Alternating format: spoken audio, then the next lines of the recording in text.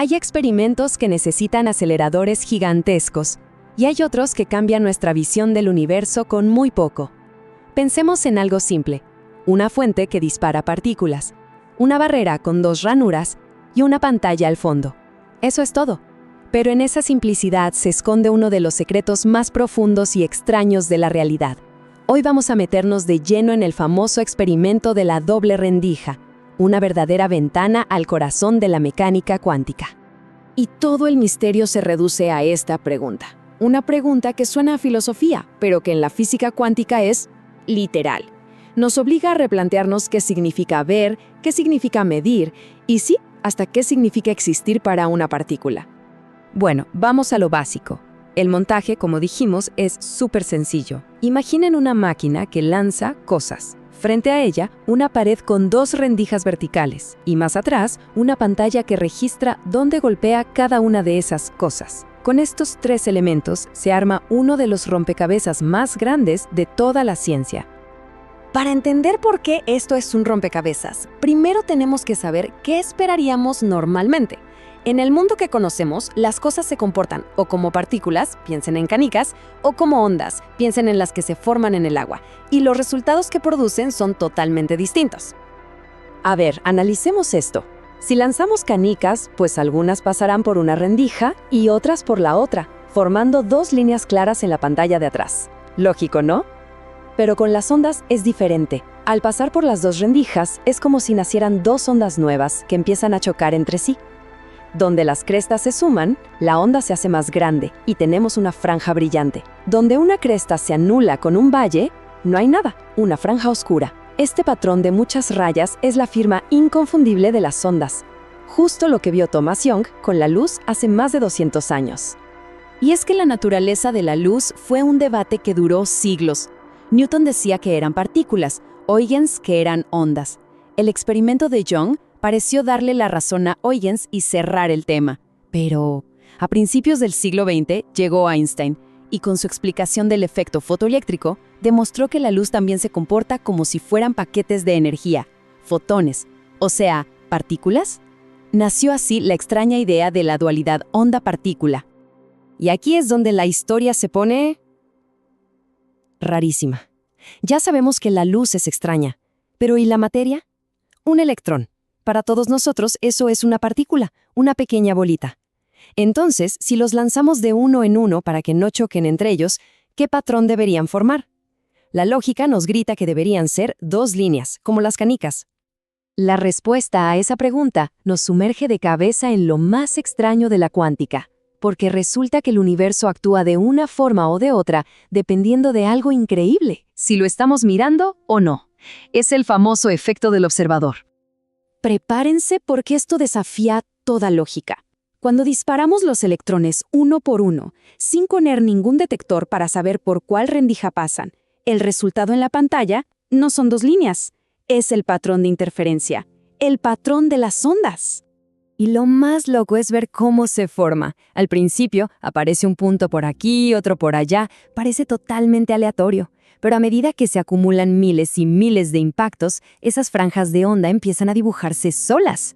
Esto es crucial, porque nos dice que los electrones no están chocando entre sí.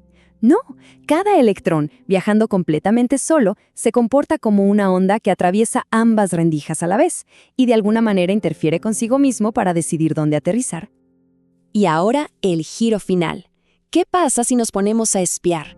Si colocamos un pequeño detector en las rendijas, solo para saber por cuál de las 2 pasa cada electrón, el patrón de ondas se desvanece por completo. ¡Puf! En su lugar, aparecen las 2 líneas que esperábamos de las partículas. El simple hecho de saber el camino, de obtener esa información, cambia el resultado. Y esta es la clave de todo el asunto. No es que el detector golpee o desvíe al electrón.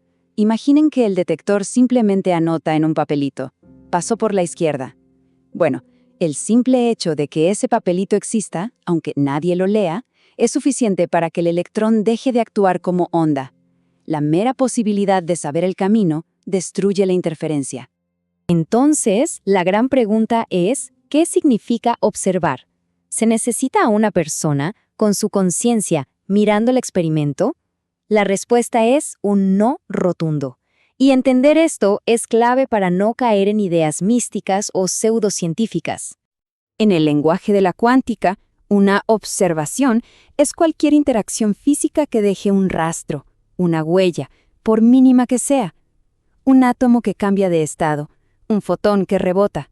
Cualquier cosa que, en principio, nos permite reconstruir por dónde pasó la partícula. No se necesita a nadie para mirar ese rastro. Con que la información quede registrada en el universo ya es suficiente. Y esto nos ayuda a derribar varios mitos muy populares. Primero, la conciencia humana cambia la realidad. Falso. Es cualquier interacción que grabe información, no nuestros pensamientos. Segundo, el detector molesta o empuja al electrón. No necesariamente. La clave no es la fuerza de la interacción, sino el simple hecho de que la información del camino ahora existe. Y el tercer mito. La partícula en realidad pasa por una sola rendija, pero no sabemos cuál. La cuántica nos dice que no.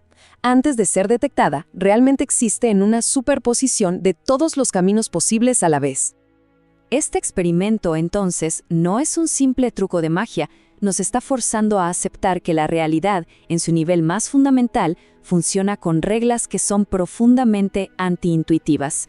Nos obliga a expandir nuestra idea de lo que es posible. Y ojo, que esta rareza no es exclusiva de los electrones. El experimento se ha repetido con éxito con fotones, con átomos enteros y hasta con moléculas gigantes como los fullerenos, que son como balones de fútbol de carbono. Incluso con moléculas de hasta 2000 átomos. Esta dualidad onda-partícula parece ser una regla fundamental de todo lo que existe. Entonces, en limpio, ¿qué nos enseña la ciencia con esto? 1. Que las cosas pueden estar en varios estados o lugares al mismo tiempo, un concepto llamado superposición. 2. Que para que muestren su lado ondulatorio, necesitan mantener un estado de pureza cuántica, llamado coherencia. Y 3. Que en el instante en que se filtra información de su camino, esa coherencia se rompe, un proceso llamado decoherencia, y la partícula se ve forzada a elegir un estado definido, volviéndose parte de nuestro mundo clásico. ¿Y todo esto, para qué sirve? Bueno, no es solo filosofía. Entender estos principios es la base de tecnologías que están cambiando el mundo. La computación cuántica, por ejemplo, funciona aprovechando y controlando la superposición y la coherencia. Los microscopios electrónicos más potentes usan la naturaleza ondulatoria de los electrones para ver a escala atómica. Incluso la criptografía y la nanotecnología dependen de estas extrañas reglas cuánticas. Al final, el experimento de la doble rendija es una lección de humildad. Nos recuerda que el universo no tiene por qué encajar en nuestras cajas mentales, en nuestra intuición forjada a escala humana. El objetivo no es deshacernos del sentido común, sino hacerlo más grande, más flexible, expandirlo para que pueda abarcar estas nuevas y sorprendentes verdades. Esto nos deja con una pregunta fascinante. Si un montaje tan simple nos revela una capa de la realidad tan fundamental y extraña, ¿qué otros secretos increíbles estarán ahí afuera esperando a que hagamos las preguntas correctas y aprendamos a mirar de formas nuevas? La exploración apenas está comenzando.